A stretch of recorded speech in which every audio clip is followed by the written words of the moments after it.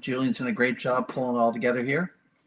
And as you see, Julian just turned on the record mode, so we're going to have this available. If anyone wants a copy of it. I assume everybody's giving consent. Yeah, if you got something to hide, then don't talk. Just pretend it was somebody else. We will also look at, or we've been looking at, or talking about how to get CPEs for these events as well. So you can build those up if you have any certs to feed your CPEs into. And one of the rules of giving CPEs is you have to take attendance at each event. So, short of trying to read off every name here, Julian wants to talk about a way to cache that information when we do these things in a more automated fashion if we can. Yeah, I'm not sure in the recording if we see all the attendance, and that would be a good way, but I can take screenshots too. Yeah, it might be, I guess, something we could try at least. Mark's going for 2 CPEs because he's here twice. He's getting double a whammy. 2 votes, right? Exactly. All right, cool. Well, this is our second session for the OWASP chapter, and we're trying to ease into this thing lightly because, of course, there's this whole pandemic thing that's holding us up from getting together or having events. But at the very least, oh, we lost the slideshow, Julian. Oh, you're doing a screenshot, aren't you? There he was. Oh, crap. Yeah, I'm back. Sorry about that. Welcome back, man. That's 2 CPEs for you. You left and you rejoined.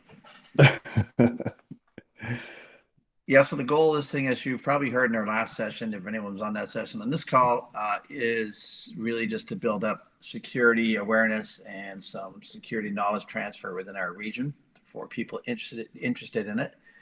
And we're trying to make sure we have some kind of a process for the geekier types amongst us to have fun with technology, and specifically in the case of OWASP, to learn some tricks maybe about how to protect software or infrastructure from attacks, or how to check infrastructure or software for weaknesses. And Julian, we should probably talk about that. You were setting up a team for us for a cyber event, right? Yeah, there's not sure if you guys saw on LinkedIn, but there's a Metasploit Capture the Flag event this weekend. It seems to be catered to beginners. I've never participated in the Metasploit one before. It seems they're going to be leveraging Hack the Box, and again, it seems it's pretty beginner friendly. We've got a team set up. If you go on LinkedIn, all the information is there, and we're just going to spin up a Slack channel. And whoever wants to join, I've got people even outside the OWASP chapter that wants to participate. It starts on Friday morning. It goes until Monday, sometimes in the day. So anytime if you just want to go in and try to hit a box and see if there's anything there that might be of interest, to see if you can find flags or anything else like that, feel free to join.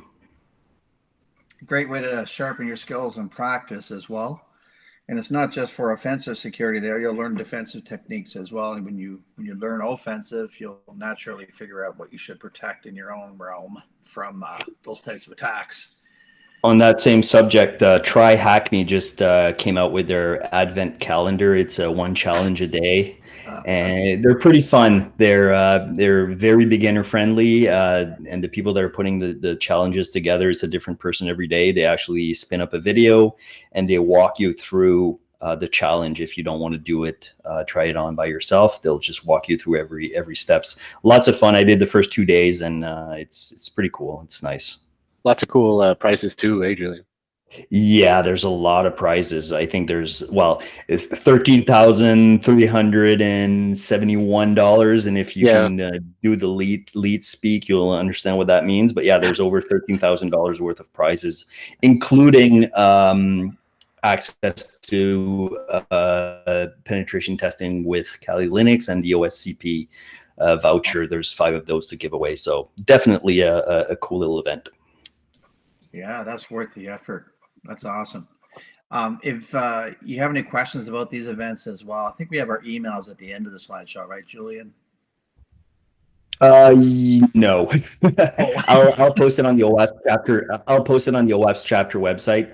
If you go on our chapter website, you'll see all the links that we talk about today. They might not be posted tonight, but they'll definitely be there sometime tomorrow. okay, cool. And we also have some OWASP email addresses that we'll share around one of these slides at one point in these presentations as well. One other point on OWASP, if you join OWASP as a paid member, it's $50 a year. Part of that will go to this chapter to help with events when we get around to having some paid events or some events that require money. And that happens just by when you join up, you just indicate your chapter you want to join, and you join the Moncton OWASP chapter. And part of your $50 will go to help us fund projects. Yeah, some plans. Good one, Julian. So we're doing presentations, webinars, and so on. This is our second in a series, and we're looking for ideas for these as well. If you have an idea of a topic or something you want to cover or something you personally want to present, more than happy to do that. And this is a very forgiving audience, I think. So if you're new to doing these types of webinars or presentations, this is a super way to hone your skills and add something extra to your resume, but also get yourself ready for maybe some other challenges in life as well.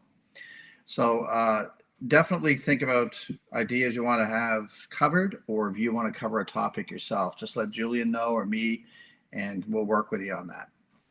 We're hoping to get a local conference. And remember, Sorry?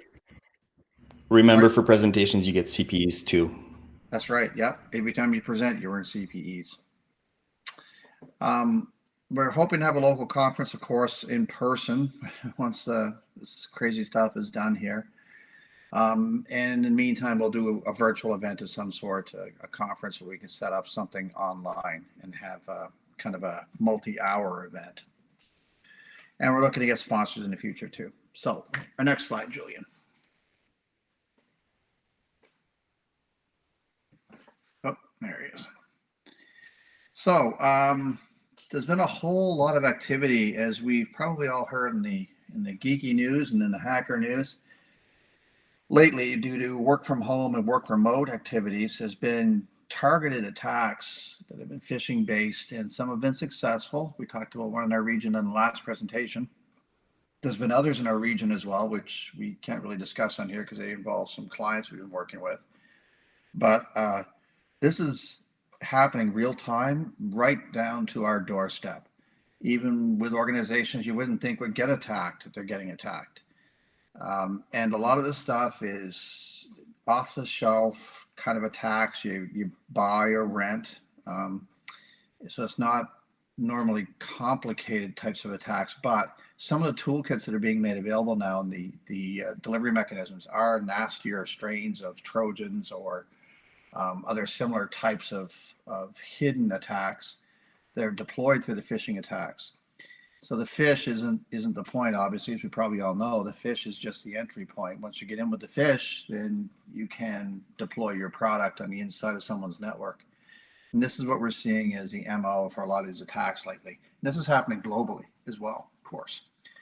So I put a few good practices there just to make sure everyone is up on this, because this first one is where St. John kind of got caught out. Their backups were an issue and they weren't really aware of it. So make sure wherever you're working and whatever you're doing, you're testing backups, not just backing stuff up. You're testing it, verifying it as good and complete.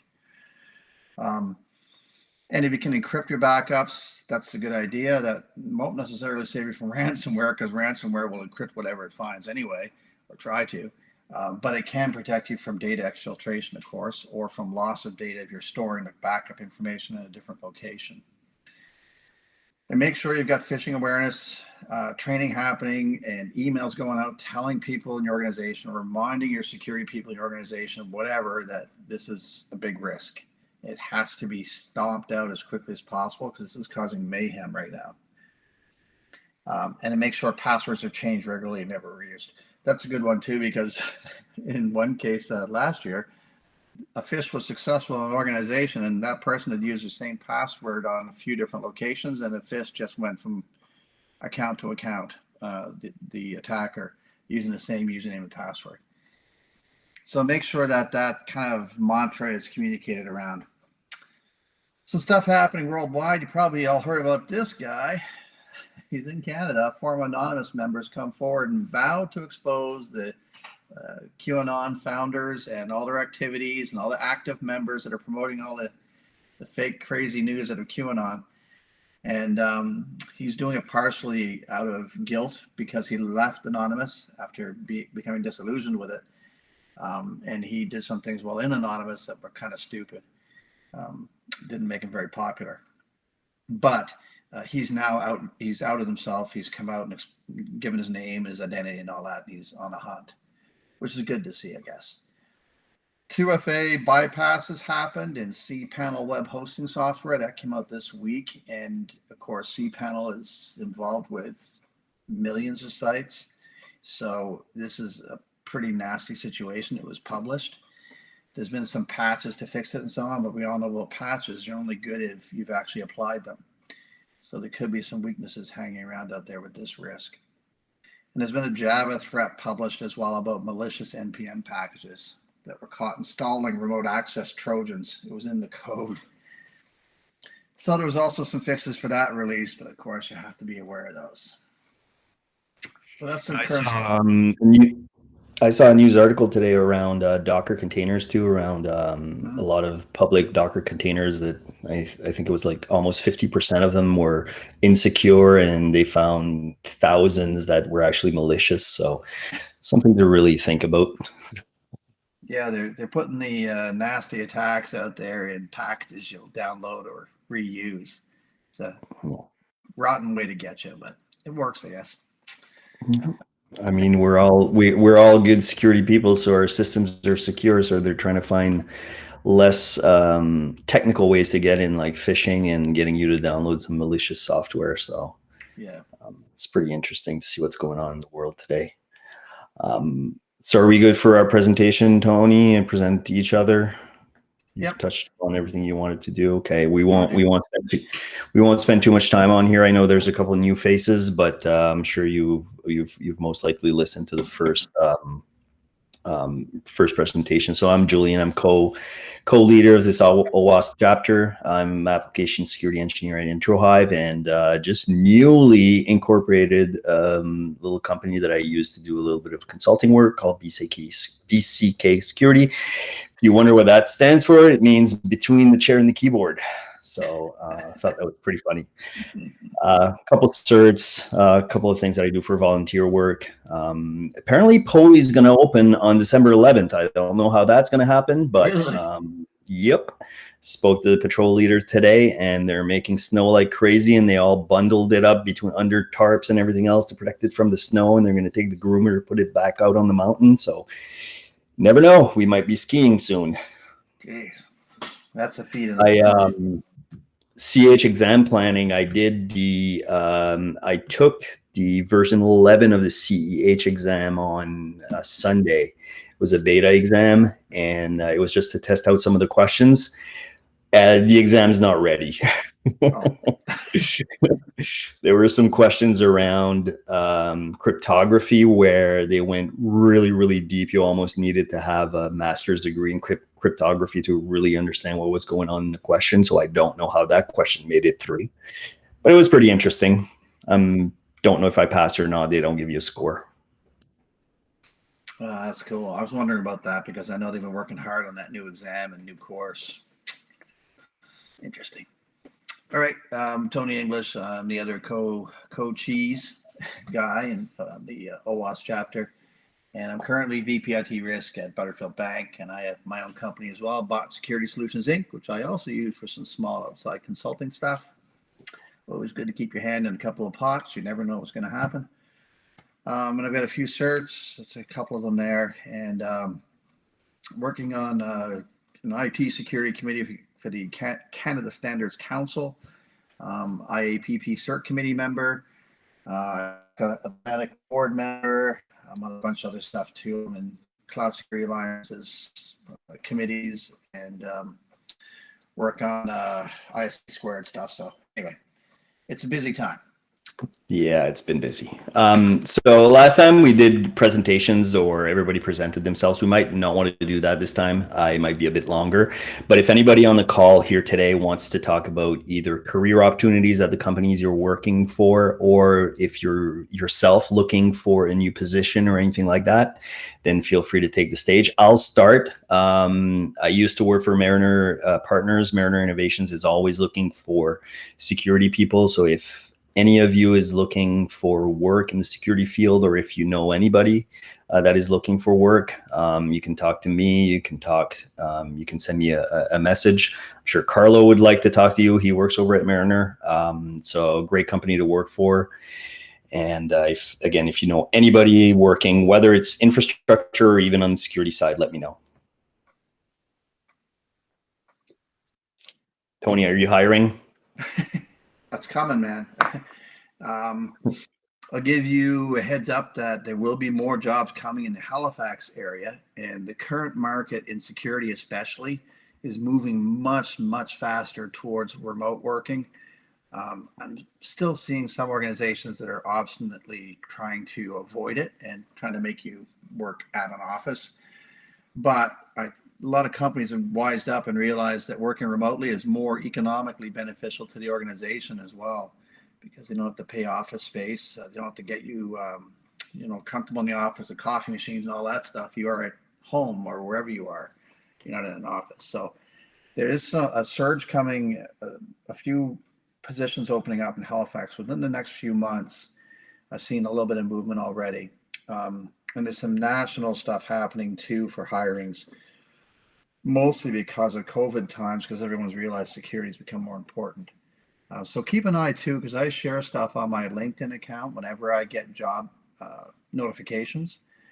Um, and I've also noticed universities in Nova Scotia have been recruiting some security folks as well on the network side. So if you get chops on the network side and you want to try it out, keep an eye on my post because I've been sharing a bunch of things that come up.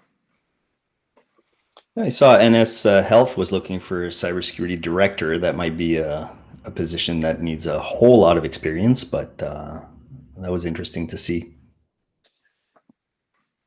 Yeah, and you never know on those. If you apply, you don't get it. Oh well, you haven't lost anything. But if you apply and you get an interview, at least you can understand what the role entails. Yeah, exactly. All right, so I take it we don't have anybody who wants to either present themselves or talk about opportunities. So just give you another 5 seconds here, and then we'll get started.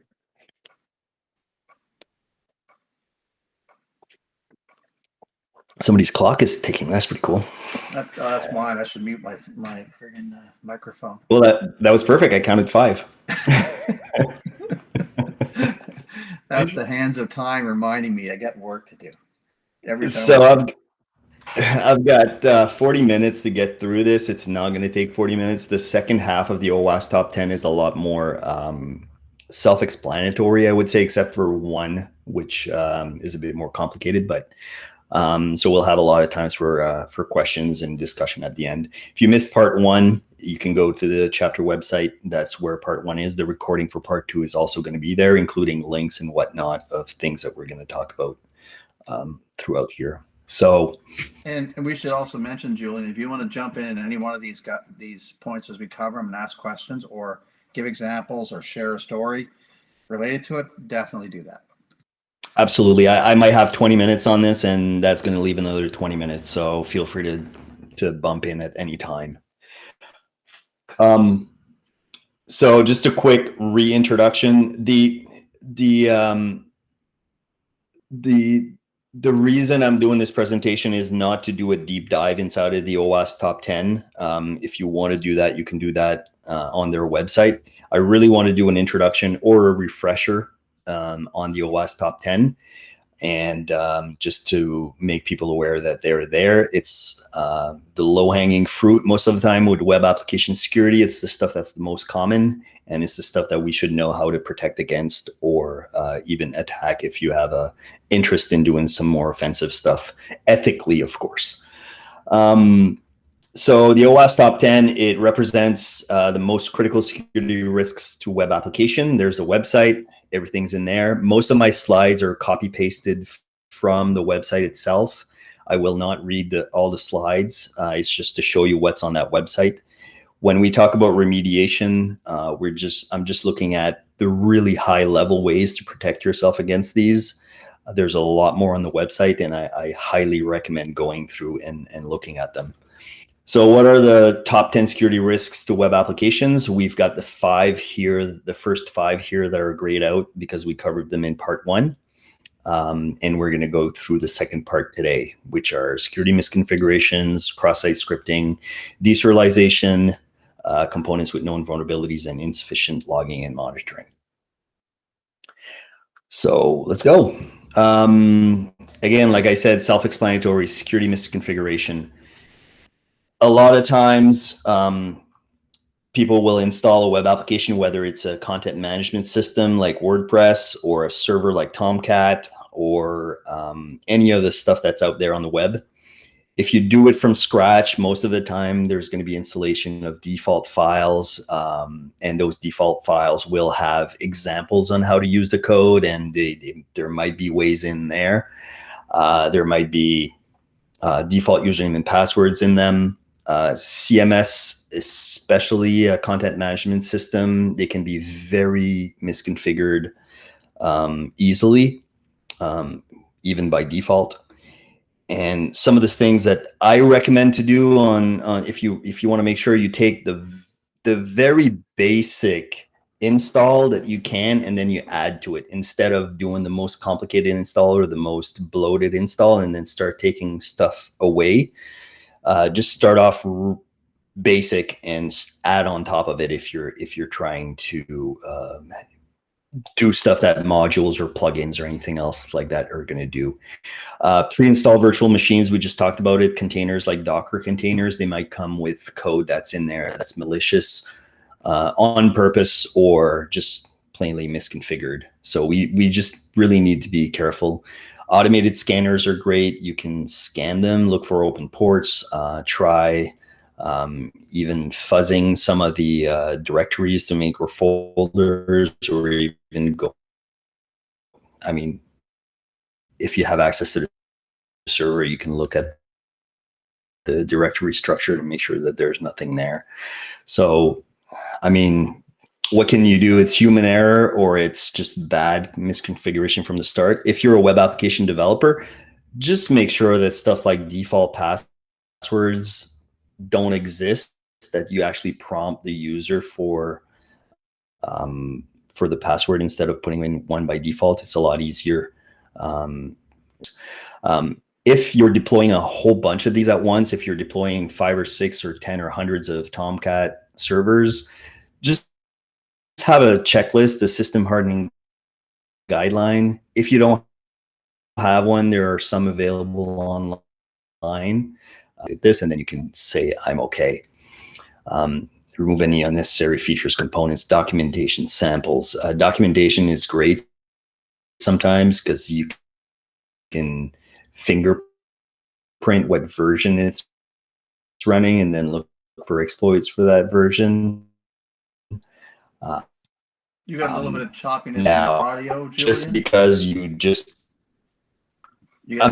we're not worried only about stuff that is newly installed, net new components. Oh, sorry. It's a tiny bit of chop. It's just a lag every now and then, but it's not. I hope it gets better. I know that the internet has been really crappy here. So you haven't got Starlink yet, Julian. So one thing we want to make sure for security misconfiguration. Okay. I can ask the family to stop streaming their Netflix. No, not yet. I don't know if I'll go. So another thing for security misconfiguration, if you segment, you're protected. One thing I'd like to add on the security misconfiguration guidance too is you should look at hardening guidelines that are published, like CIS benchmarks. There you are. Julian's got a lag.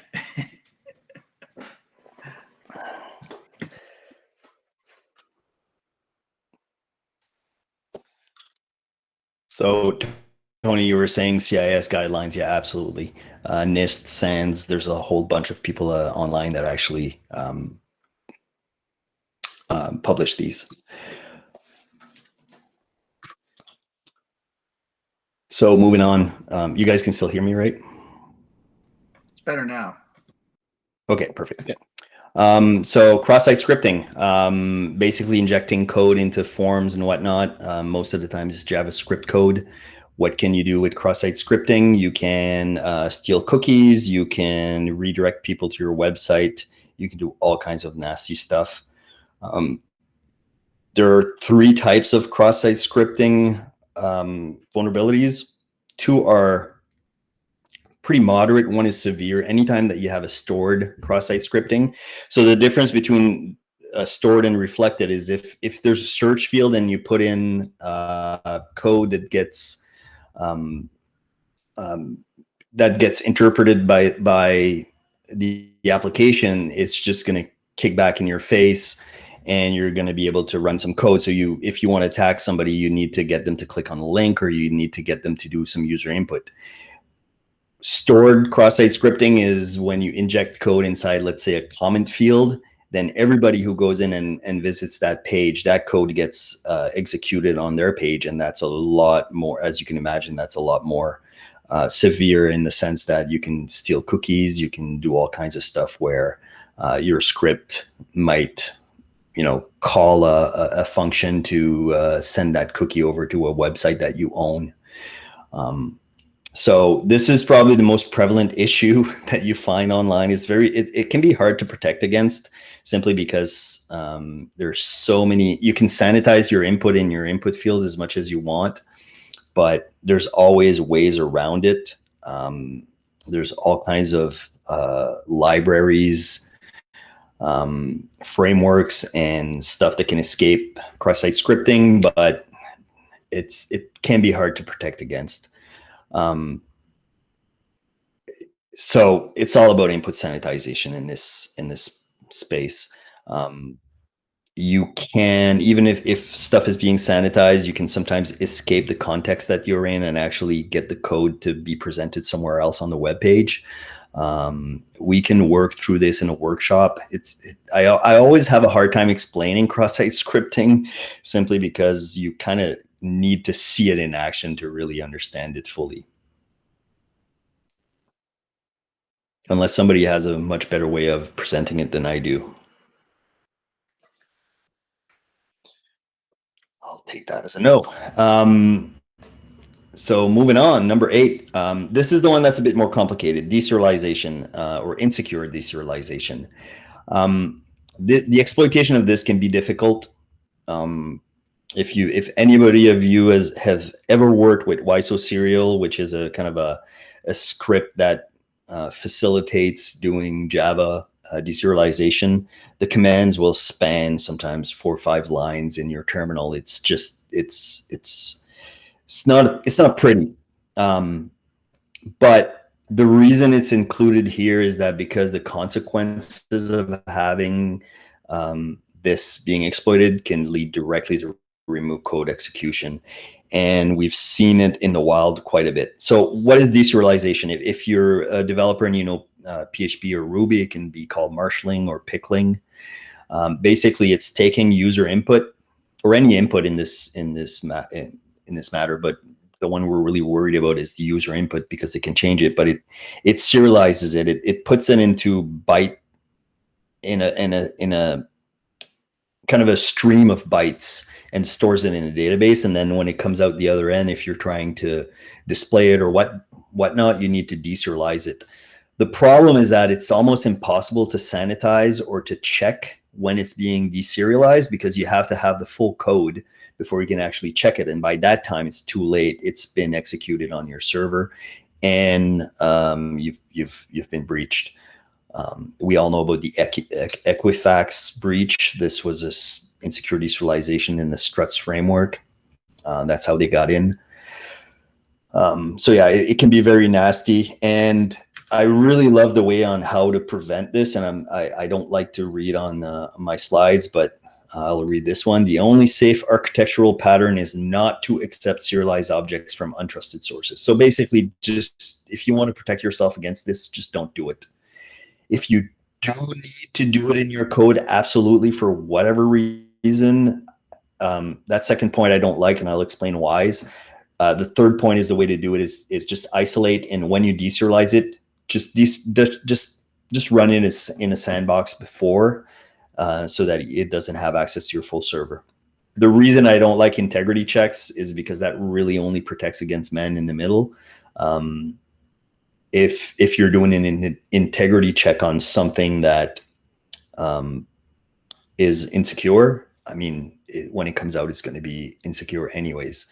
The integrity check is really inside of the database, and then when it comes out, you can check that checksum to make sure that it's okay. But in reality, nobody's going to man in the middle a serialization attack. It really is all down to user input. Any question on this, or anybody wants to add it? I think I did a good job at explaining it, but it can be a complicated subject. Perfect. And this is why I said it was only going to take me 20 minutes, because I don't think I really need to explain what the problem with using components with known vulnerabilities is. Basically, if you install a component that has a known vulnerability, of course you're going to be vulnerable to being exploited.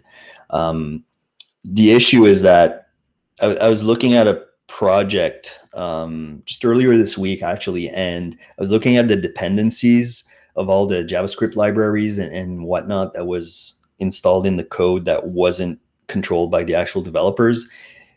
And I stopped counting at about 150, 200. So why rewrite code if the libraries are there to use, right? Why rewrite a module if you can, or a plugin if you're in WordPress and you want to add file upload capabilities? Why would you code it yourself when you can just go out there and grab a plugin and put it in? The problem is that we rely so much on outside components that a lot of them have known vulnerabilities, and I don't like this one because it says known vulnerabilities. There's probably a lot more unknown vulnerabilities in some of these plugins and modules that are being exploited either by people that have 0 days under their belts or whatnot. So again, this risk should be at the top of your list. That's that's the last sentence here. There's a lot of ways to mitigate against this. You need to have a robust patch management process. You need to understand what's in your environment. You need to understand what components you're using, what plugins, what modules, what libraries, and always be on the lookout for, whether you want to do it automatically or manually, you need to be looking out for these CVEs or vulnerabilities as they're being found. And I'd like to add to that too, Julian, you should never trust your operating system or your network.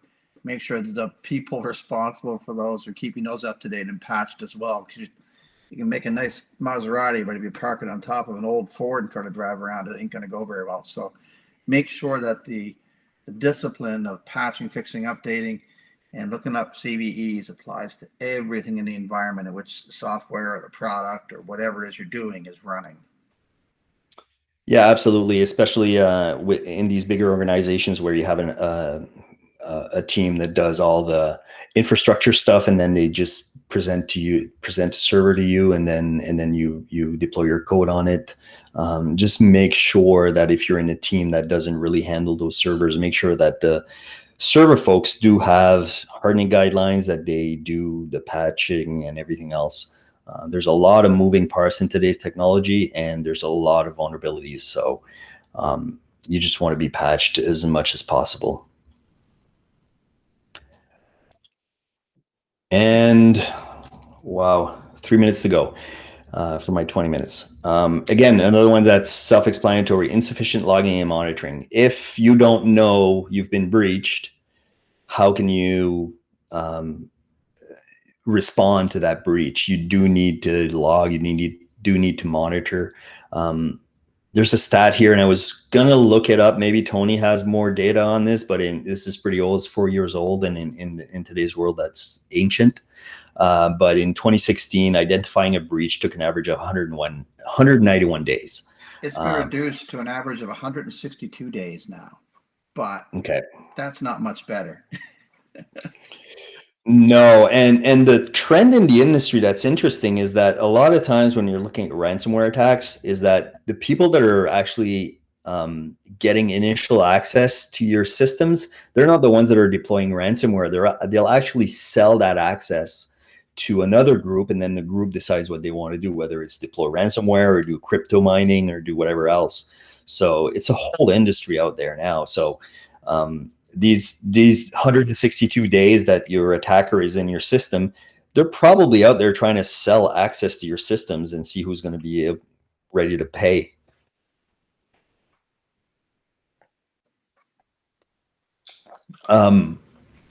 I like this part here in the middle where you see security weakness, that second paragraph, and that is something that I do a lot in my penetration testing engagements, is when I do a pen test, I make sure that I talk to the people that are doing the monitoring and ask them, did you see me? Did you see me doing that really loud Nmap scan or port scan throughout your environment? And if they say, no, we didn't catch you, then we have a problem. And it's not part of the engagement most of the time, but at least they understand that if they're not seeing me, because I'm usually really, really loud when I get on their systems because I'm doing penetration testing, I'm not doing red teaming, I'm not trying to hide my tracks or anything like that. So if they're not seeing me, they need a lot of work to do. And either that or I might be in the logs somewhere, but there's so many logs and they're not monitoring it, they're not alarming on it. There's no reason somebody should go in an environment and scan, anywhere between 10,000 to 65,000 ports on every single machine in the environment. I mean, that should raise all kinds of alarms.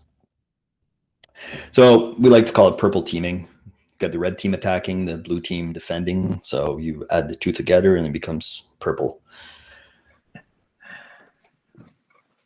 And then, of course, you can have all the logging, monitoring, alarming in the world. If you don't have a plan to respond to events, I mean, it might take a long time for the right people to know that something's going on. So you need to have a robust response and recovery plan. And that's actually a good one to bring up right now because recent stats are showing that there's more buy-in to cyber insurance in organizations these days for obvious reasons, ransomware and the other fun stuff that's around.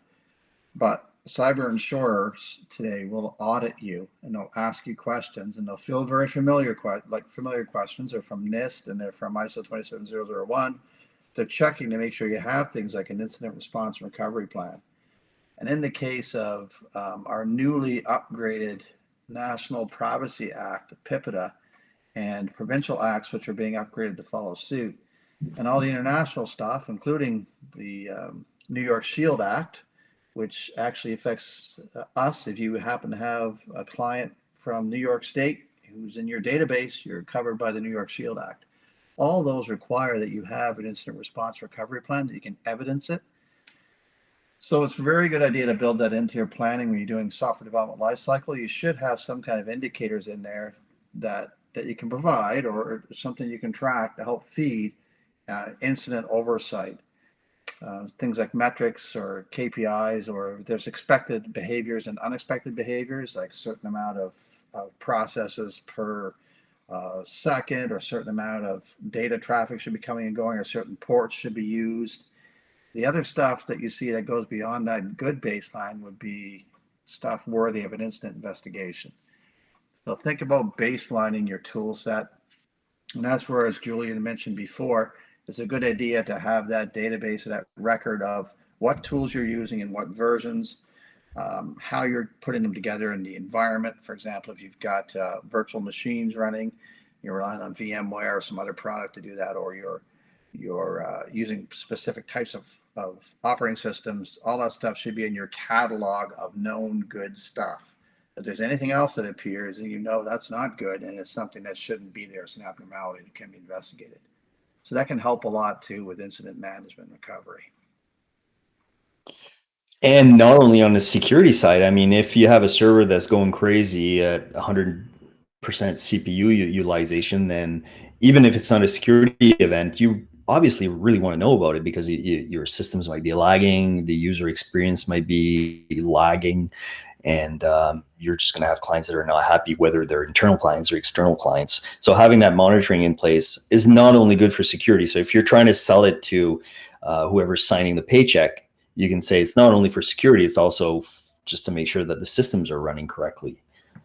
You know, back in my old school coding days, we used to do that to each other's code as a joke. We put in endless go-to loops just to screw up somebody's processing of their code when they go to compile it. It drives them crazy for an hour or two. We were jerks. That's Sorry, just Mark. evil. I was going to say one thing nowadays that would cause a problem too is that machine that autoscale would kind of get over provisioned when something like this would happen. Yeah, absolutely. So yeah, that's why you have CloudWatch and you have all those cloud X stuff on AWS to help you out. Because that is the stuff that's going to cost you a lot of money. Having a whole bunch of servers being provisioned for a couple of hours before you notice it, I can just hear the money just oozing away from that account.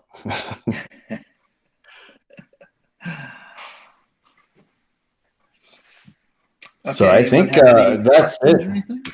Well, here's a OWASP top 10. We can talk about the first 5 Beautiful. too, but if you have any questions about the last 5, more than welcome to talk about if you've ever run into these, if you've ever exploited some of these or anything like that. I know I have as a pen tester, of course, you run into these all the time, but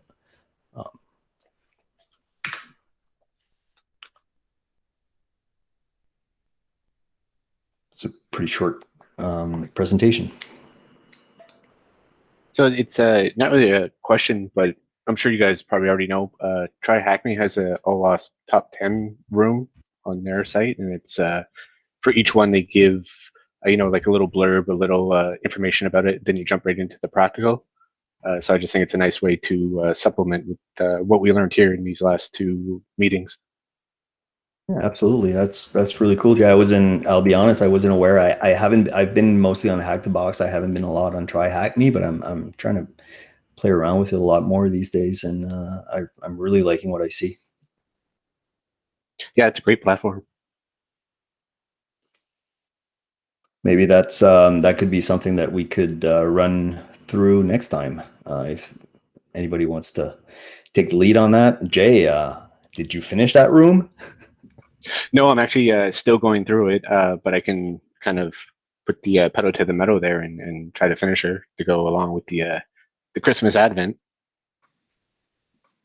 Yeah, that'd be cool, Jay. If you want to do that, if you want any help putting together a presentation outline or just run through it in a live demo mode, we can definitely help you get that done, man. Oh, is that right? Oh, sure. Yeah, I can definitely start working on her. I know it's a pretty big room because it's like all 10 in there, but if maybe start breaking it up a little bit by each severity.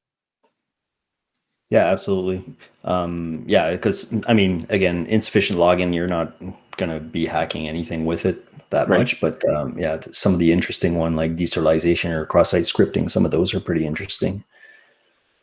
Yeah, sure. That sounds awesome. I'll definitely be reaching out. All right, Julie, I'll let you coordinate that. Put Jay on the spot. Anyone have anything else? Are there any questions or anything? Anyone have any topics they'd like to cover in another session or like us to cover?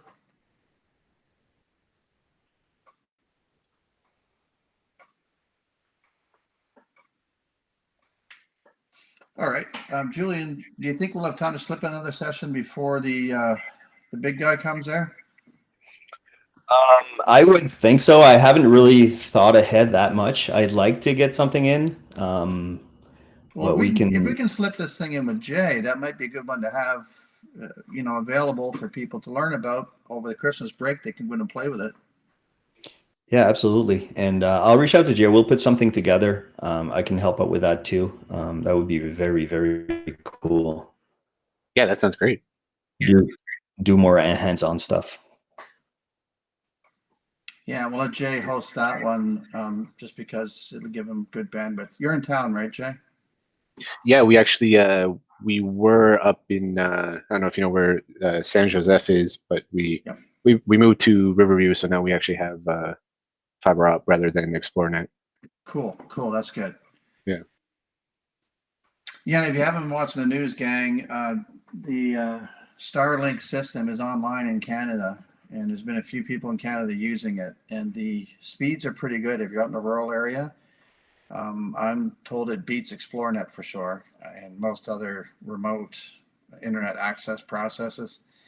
The numbers vary depending on who's doing the testing from where, because of course it's very dependent upon those little boxes overhead, making sure they're lined up to transmit and receive.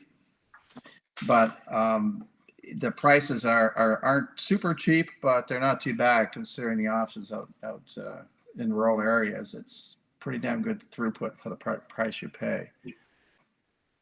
Yeah, my comment on it was simply the price of the material that you're buying. I think the initial cost is close to $1,000 Canadian, so it might be out of reach for most people. Yeah, you need the dish, right? Yeah. Dish. Yeah, exactly. All right. Well, if no one has any questions or anything else you want to bring up in this session, we'll end it a bit early, maybe, Julian. Unless there's anything else you want to cover, my friend. No, not really. I'm just looking at this OWASP top 10 room in Try Hack Me. I'll link to that. If anybody wants to, even if you only have 15, 20 minutes, half an hour to spare over the weekend, feel free to pop into, I'll figure out what kind of Slack channel I'm going to put together. And it should be a lot of fun doing that capture the flag. I think it's based on Linux. There's probably a couple web servers on there, and it should be fun.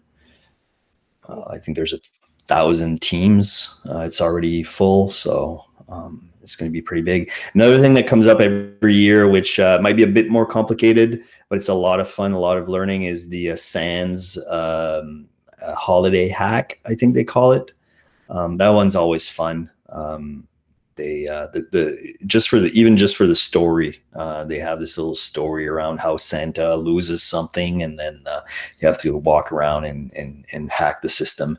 It's a lot of fun, very well made. Awesome. For whatever reason, hone your skills. Yeah, for whatever reason, the Christmas time brings out a lot of these little events. Fun.